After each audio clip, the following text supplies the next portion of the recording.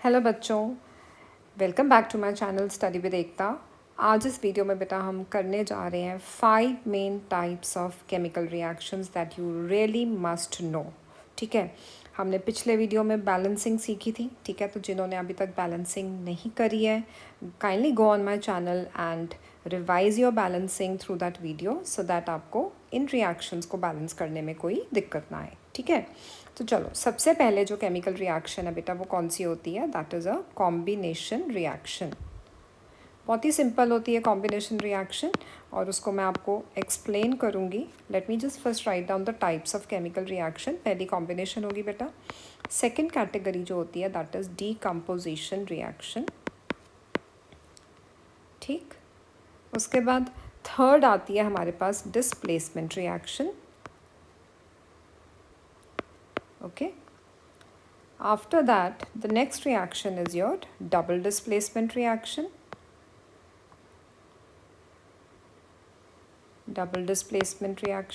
Okay, and the last we have is your redox reactions.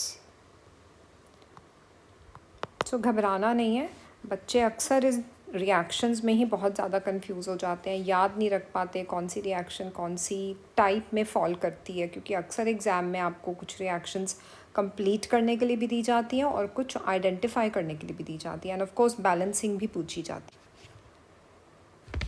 तो चलो बेटा start करते हैं कॉम्बिनेशन रिएक्शन से। ठीक है, कॉम्बिनेशन रिएक्शन को समझने के लिए एक बहुत ही सिंपल सा कॉन्सेप्ट है। फॉर एग्जांपल आपका एक रिएक्टेंट ए है, वो रिएक्ट कर रहा है दूसरे रिएक्टेंट बी के साथ, तो आपको क्या मिलेगा? एक single product, that is A B. तो कॉम्बिनेशन रिएक्शन का एक ही की पॉइंट है, अगर आपने एग्ज़ाम में इसको आइडेंटिफाई करना है या आपने एज एन एग्जाम्पल देकर आना है, तो की पॉइंट क्या है कॉम्बिनेशन रिएक्शन का? कि you get only one single product.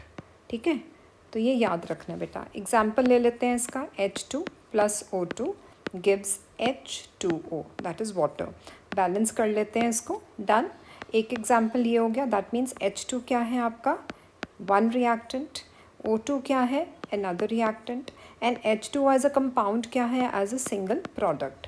So A plus B is giving to a product which is known as AB. अभी एक और एग्जाम्पल ले लेते हैं बेटा। अब जैसे कैल्शियम ऑक्साइड है, ठीक है, this reacts with water. Okay, what does it give? It gives calcium hydroxide. Calcium oxide is A, water is B and calcium hydroxide is AB. Calcium oxide क्या होता है बेटा? दिस इज लाइम, ठीक है, quick lime, and calcium hydroxide is slaked lime. अच्छा, अब इसकी balancing check कर लेते हैं। Calcium is 1 on both the sides, oxygen 2 है, दोनों रिएक्टेंट्स में चेक करने हैं। Total number of atoms on the left hand side is equal to oxygen is also 2 here, hydrogen 2 है, यहाँ पे भी हाइड्रोजन 2 है। So this is your balanced reaction. Let's take another example of combination reaction. For example, aluminium is reacting with oxygen, and what are you getting? Aluminium oxide. Now, what is aluminium? A, oxygen is B, A plus B is giving rise to AB as a single product. Balance कर लेते हैं। Aluminium is 2 on the right hand side, 1 on the left side, so oxygen is 3 on the right and 2 on the left. तो यहाँ 3 लगा के 6 बना देते हैं। अब ये 6 बन गया तो यहाँ पे 2 लगेगा, which will make oxygen as 6 and aluminium हो गया आपके पास 4 एटम्स। ठीक है बेटा, तो ये आपने कॉम्बिनेशन रिएक्शन का एक की पॉइंट क्या याद रखना है कि that gives rise to a single product. Okay, चलो अब अगली रिएक्शन स्टार्ट करते हैं। सेकेंड कैटेगरी कौन सी है बच्चों? Decomposition reaction. Decomposition reaction is again very simple. Now to understand with ABC, how do we explain this decomposition reaction? Decomposition के अंदर बेटा breakdown होता है, ठीक है।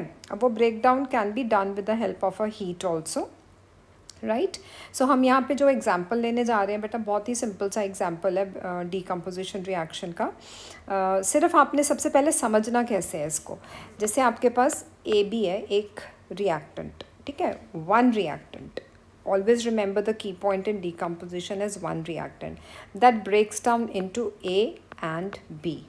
So decomposition reaction का key point क्या आया बेटा? Which you have to keep in your mind that a single compound is breaking down into 2 or more simpler substances. That means you've got a single reactant. Combination के अंदर single product आया था और decomposition के अंदर क्या आएगा बेटा, single reactant. Let's take an example. अब हम यहाँ पे कैल्शियम कार्बोनेट लेते हैं, ठीक है। Now with the help of heat, heat या तो आप लिख सकते हो ऐसे, या बेटा हीट का ये सिंबल होता है एक छोटा सा triangle. Now with the help of heat what happens, calcium carbonate as a single reactant is breaking down into its simpler substances.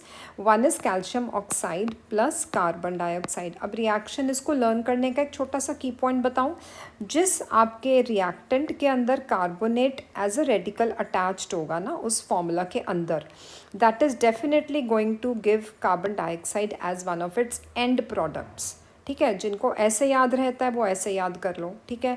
बाकी जिनको ए बी इज़ डिसइंटीग्रेटिंग और breaking down into simpler substances, that is also another way of remembering it, ठीक है। अब digestion क्या होता है बेटा, खाना खाते हो आप, ठीक है। खाना हम लेते हैं in a form of a very complex nutrients, ठीक है, all carbohydrates, proteins, fats, vitamins, लेकिन वो break down हो जाते हैं into simpler substances. So digestion is also an example of decomposition reaction, ठीक है। carbohydrates break down हो रहे हैं into sugar, carbohydrates are breaking down into sugar and that simpler sugar is known as glucose, जो कि आपके sales में store हो जाती है। फिर ये जो सेल्स में स्टोर होती है तो फिर जब इसकी ऑक्सीडेशन होती है, because you are respiring all the time, that oxygen it oxidises glucose and you get energy. With that energy you are able to carry out your metabolic activities, ठीक है बेटा। Decomposition reaction, I hope this is clear to you. Remember the key point is single reactant, okay. Now let's move on to the next category, that is your displacement reaction. Now this is a very interesting reaction and there is no need to get confused, and for remembering this reaction, you know, I would like to give you a reactivity series that you need to keep it in your mind. आपने reactivity series बेटा कहीं school में तो मैंने देखा है, कहीं classes में rather they start the activity series from class 7, you know, with the national education policy, जिसके हिसाब से आजकल बुक्स चेंज हो रही हैं ना, उस हिसाब से ना ये लोग क्या कर रहे हैं कि कुछ चीज़ें ना अर्लियर क्लासेस के अंदर इंक्लूड करने लग गए हैं, ठीक है। So for that we really need to understand, ठीक है, द रिएक्टिविटी सीरीज़, ठीक है। अब रिएक्टिविटी सीरीज़ क्या होती है बेटा, इसके अंदर आपके पास जो हाईएस्ट रिएक्टिव एलिमेंट है ना, पहले डिस्प्लेसमेंट रिएक्शन में रिएक्टिविटी सीरीज़ समझ लेते हैं। सो जो ये वीडियो बच्चे देख रहे हैं वो 8th स्टैंडर्ड वाले भी, 9th वाले भी, 10th वाले भी, सब इस वीडियो को देख सकते हैं बेटा, क्योंकि इस वीडियो में ये जो हम कैटेगरीज कर रहे हैं ये तीनों क्लासेस में दी गई हैं, ठीक है, according to the new books that have been published.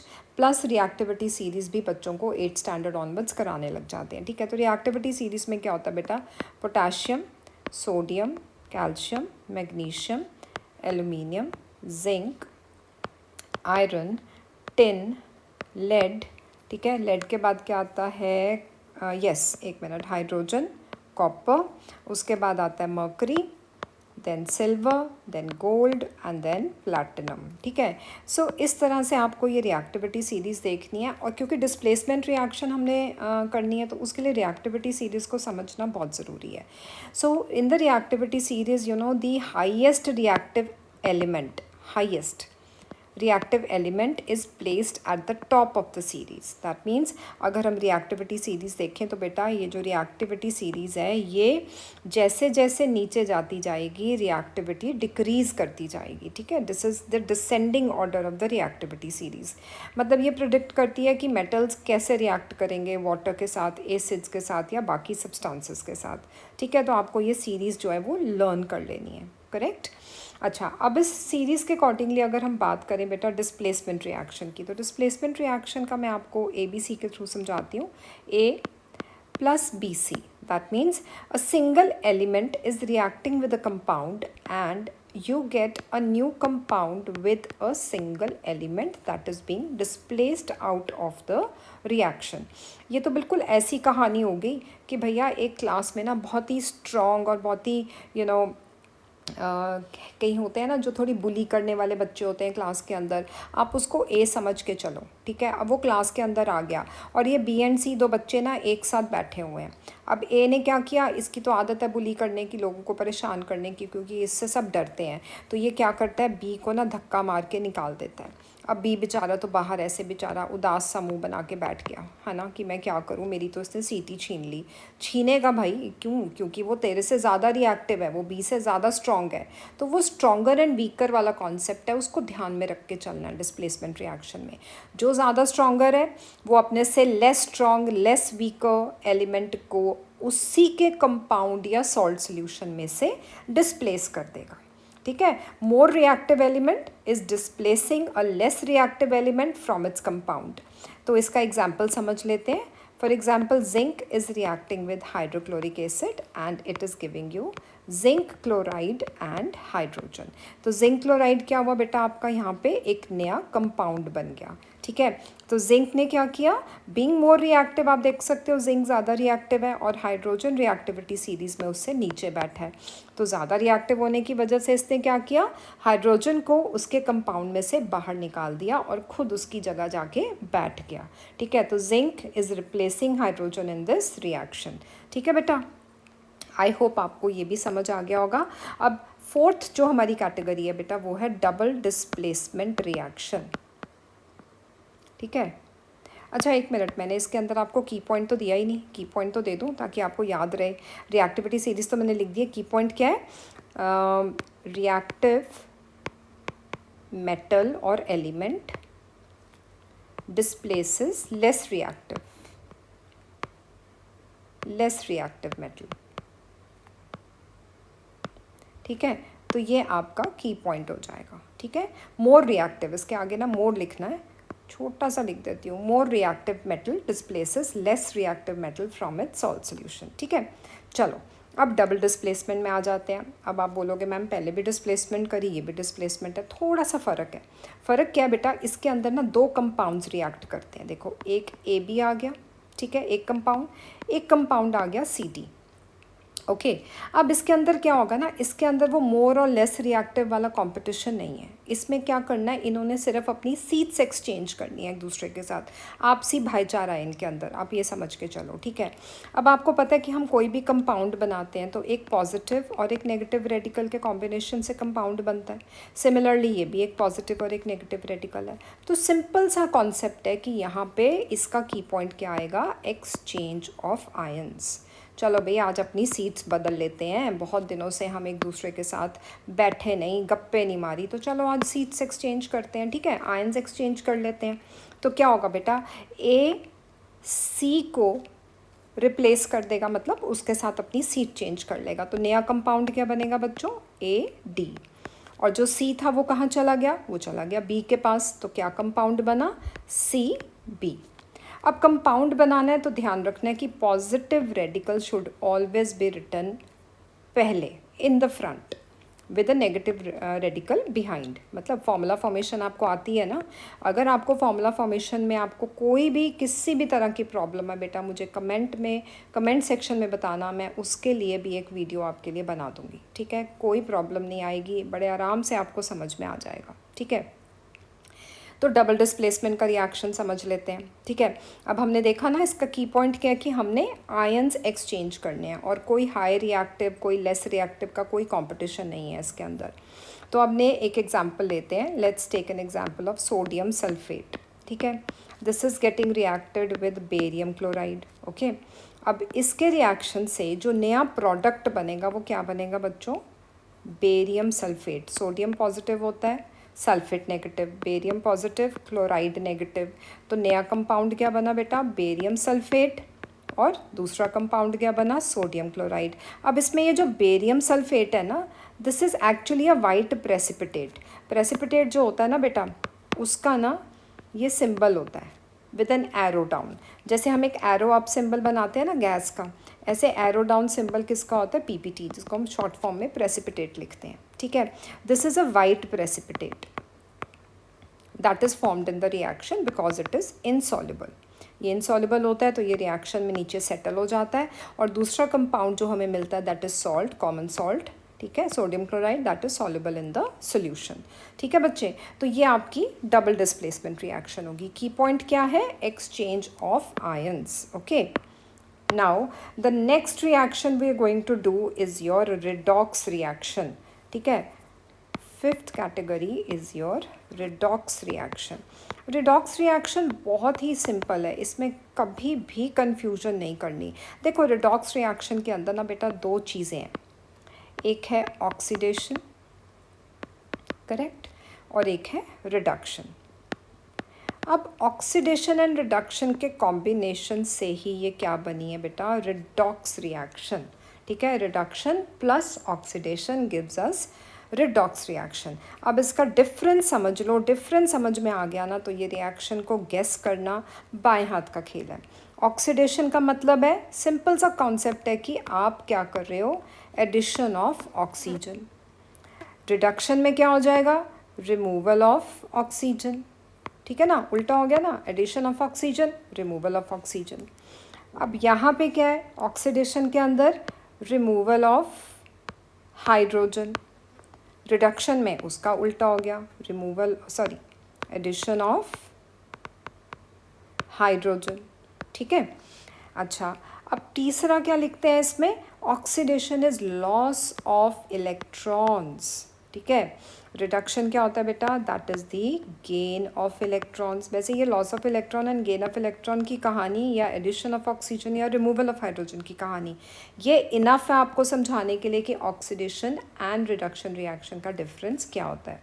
ठीक है, समझ आ गया बेटा, पॉइंट्स क्लियर हो गए ऑक्सीडेशन एंड रिडक्शन रिएक्शन के बारे में. ठीक है, रिडॉक्स रिएक्शन के बारे में. तो रिडॉक्स रिएक्शन क्या होता है कि यहाँ पे आपके पास दो कॉम्बिनेशन ऑफ रिएक्शंस जब एक ही रिएक्शन के अंदर एग्जिस्ट करती हैं, we call it as a redox reaction. तो चलो बच्चों इसको समझते हैं, रिडॉक्स रिएक्शन को. एक सिंपल सी स्टोरी लेते हैं. ठीक है, मान लो आपके पास दो एलिमेंट्स हैं, आयरन एंड कॉपर. अब दोनों को ना हमने एक गेम खिलाई, हु गेट्स द इलेक्ट्रॉन. ठीक है, चलो भाई अब देखते हैं कौन इलेक्ट्रॉन ज़्यादा लेके जाता है, कौन विनर होता है. अब आयरन क्या करता है, आयरन को तो बहुत ज़्यादा मतलब ना शौक है कि वो तो इलेक्ट्रॉन गिव अवे करता रहता है. ठीक है, it just gives away electrons. ये तो उसकी मतलब ही is really in love with giving away the electrons. और कॉपर क्या करता है, वो तो डेस्परेट है, भैया मुझे दे दे, I want to take the electrons. ठीक है, तो इस रिएक्शन को अगर हम समझें आयरन और कॉपर की, तो iron is reacting with copper sulphate. ठीक है, अब यहाँ पे जो कंपाउंड बनेगा, जो प्रोडक्ट्स बनेंगे, तो that is going to be ferrous sulphate plus copper. ठीक है, अब आयरन क्या है बेटा, आयरन यहाँ पे आपको नज़र आ रहा है एज अ एलिमेंट. यहाँ पे कैसे दिख रहा है आपको iron, as a radical, positive radical है. ठीक है, समझे ना आप, ये फॉर्मूला कैसे बना, आयरन एंड सल्फेट जिसकी वैलेंसी -2 है, इंटरचेंज करा, कंपाउंड आया फेरस सल्फेट. ठीक है, समझ गए. इसको मैं अभी रब कर देती हूँ, इसको ज़रूरत नहीं है, सिर्फ दिखाने के लिए लिखा है मैंने आपको. ठीक, तो आयरन ने क्या किया यहाँ पे बेटा, उसने इलेक्ट्रॉन लूज़ कर दिए. कितने इलेक्ट्रॉन लूज़ किए, 2 इलेक्ट्रॉन लूज़ किए to get into an ionic compound with ferrous sulphate. ठीक है, अब आयरन ने लूज़ किए इलेक्ट्रॉन्स, राइट. तो आयरन क्या हो गया बच्चे, लॉस ऑफ इलेक्ट्रॉन्स का मतलब क्या होता है, oxidation is known as the loss of electrons. ठीक है, reduction is the gain of electrons. तो आयरन जो है यहाँ पे क्या हो गया बेटा, ऑक्सीडाइज हो गया. ठीक है, ऑक्सीडेशन होगी ना आयरन की, तो iron is getting oxidised to iron sulphate. Okay, अब कॉपर क्या था बेटा, कॉपर इस सल्फेट के साथ कंपाउंड फॉर्म में इसके अंदर एक कॉम्बिनेशन फॉर्म में एग्जिस्ट कर रहा है. ठीक है, एक रेडिकल फॉर्म में एग्जिस्ट कर रहा है, इसके साथ कंपाउंड बना के चल रहा है. अब कंपाउंड से अगर उसको फ्री एलिमेंट स्टेट में आना है तो वो क्या करेगा बेटा, वो इलेक्ट्रॉन्स को गेन करेगा. मतलब क्या हो रहा है, यहाँ पे रिडक्शन हो रही है. किसकी रिडक्शन हो रही है, कॉपर सल्फेट से कॉपर जो है वो क्या हो रहा है, रिड्यूस्ड हो रहा है. तो यहाँ पे क्या हुआ बेटा, copper sulfate is getting reduced to copper because of the gain of electrons. electrons gain करेगा बेटा, तभी वो सिंगल अपनी एलिमेंट्री या एटॉमिक स्टेट में एग्जिस्ट कर पाएगा. ऐसे ही आयरन जो एक एलिमेंट था, उसने जैसे ही इलेक्ट्रॉन्स लूज़ किए वो ऑक्सीडाइज हो गया और हमें क्या मिल गया बेटा, आयरन सल्फेट. तो टिप यहाँ पे जो रिमेंबर आपको करना है, की पॉइंट जो रिमेंबर करना है वो है ऑयल एंड रिग. ये की पॉइंट है इसका. की पॉइंट का मतलब क्या, ऑयल का मतलब हुआ oxidation is loss of electrons and reduction is gain of electrons. ठीक है बच्चों, समझ में आ गई? बहुत ही सिंपल सी रिएक्शन है, इसमें बिल्कुल भी कंफ्यूज होने की ज़रूरत नहीं है, सिर्फ कॉन्सेप्ट को ध्यान से समझना है आपने कि ऑक्सीडेशन का मतलब क्या है। ठीक है, ऑक्सीडेशन का मतलब होता है लॉस ऑफ इलेक्ट्रॉन्स, रिडक्शन का मतलब क्या है, गेन ऑफ इलेक्ट्रॉन्स। तो ये सिंपल सी रिएक्शन आपको इस कॉन्सेप्ट को क्लियर करने में बहुत ही ईजी है। एक और रिएक्शन कर लेते हैं ताकि और भी आपको क्लैरिटी हो जाए। चलो, copper oxide plus hydrogen is giving us copper plus H2O। ठीक है, अब बहुत सिंपल सा फंडा देखो, कॉपर ऑक्साइड क्या कर रहा है, ये इलेक्ट्रॉन अपने क्या करेगा बेटा, बताओ जल्दी बताओ। Copper oxide is getting reduced, it's gaining electrons, reduced. ठीक है, क्या हो गया, copper oxide is getting reduced to copper. एक और तरीका है इसको पहचानने का, इसने ऑक्सीजन लूज कर दी ना, तो लॉस ऑफ ऑक्सीजन का मतलब क्या होता है, अगेन गेटिंग रिड्यूस्ड। ठीक है बच्चों, हाइड्रोजन को देख लेते हैं, हाइड्रोजन क्या हो रहा है, हाइड्रोजन इज गेटिंग ऑक्सीडाइज्ड। क्यों बेटा ऑक्सीडाइज क्यों हो रहा है ये, because there is loss of electrons. ठीक है, ऑक्सीडाइज। और दूसरा रीज़न भी समझ लेते हैं, क्योंकि इसको ऑक्सीजन मिल गई है, ठीक है, गेन ऑफ ऑक्सीजन हो गया है, तब भी क्या हो गया, ये ऑक्सीडाइज्ड हो गया। ठीक है, कॉपर ऑक्साइड किस में हो रहा है, रिड्यूस इनटू कॉपर। ठीक है, क्यों हो रहा है reduce, because it is gaining electrons. Hydrogen क्या हो रहा है, it is gaining oxygen and it is losing electrons. ठीक है बेटा, तो ये होती है आपकी रिडॉक्स रिएक्शन। आई होप आपको रिएक्शंस क्लियर होगी होंगी बेटा। ठीक है, तो जुड़े रहिए मेरे चैनल के साथ एंड प्लीज़ बेटा press the bell icon, subscribe my channel to keep getting the notifications of the videos that being uploaded for you children. Thank you so much beta.